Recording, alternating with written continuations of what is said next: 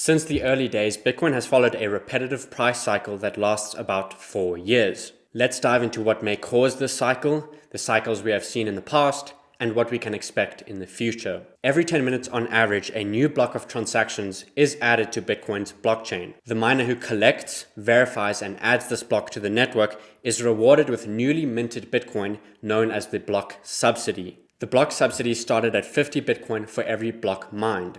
Every 210,000 blocks, or approximately every 4 years, the amount of freshly issued Bitcoin is cut in half. This is known as the halving event. So in 2009, it was 50 Bitcoin per block. In 2012, 25 Bitcoin per block. And in 2016, 12.5 BTC per block. Today, the subsidy is 3.125 Bitcoin per block. The Bitcoin miners who receive these new coins have huge operational costs: hardware, warehousing, cooling, energy, and so on. These miners need to sell the coins that they mine to cover these costs and turn a profit. And after every halving event, they only have half the coins to dump on the market and push the price down. Historically, Bitcoin's price cycle tends to follow this halving event with two main stages. In stage 1, Bitcoin tends to rally for about 1,000 days. The rally starts 1 to 2 years before the halving and ends 1 to 2 years after the halving. In stage 2, Bitcoin peaks and has a bear market that lasts approximately 1 year. Here is a chart I made in February to clearly show what I mean.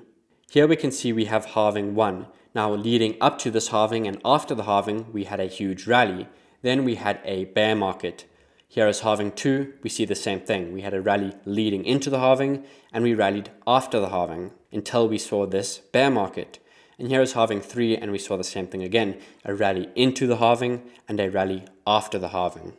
Now let's go ahead and look at each halving individually. Here is the first Bitcoin halving we experienced. As we can see, Bitcoin bottoms 375 days before the halving and peaks 367 days after the halving.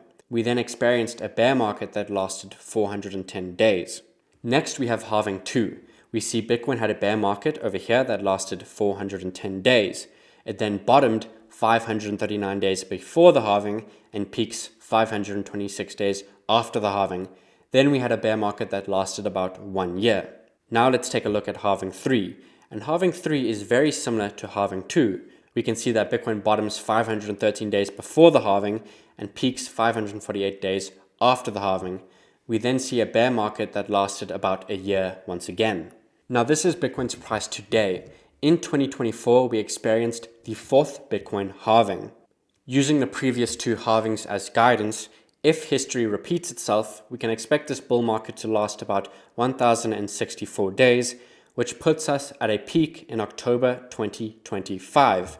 Then if history repeats itself again, we can expect a 1-year bear market going into October 2026.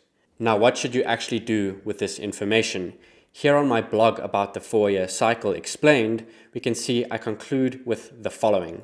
Although it's generally best to buy during the bearish cycle, you should just buy Bitcoin anyway. Turn your productivity, your skills, and your work into hard money. Do not try time in the market. Just buy Bitcoin because it is the only verifiably scarce asset we have on this planet. And then I conclude with this chart. If you purchase Bitcoin at this peak in 2014, you are still up 40x at a price of $47,000. So again, just buy Bitcoin no matter what the price is. There is always another halving around the corner. Since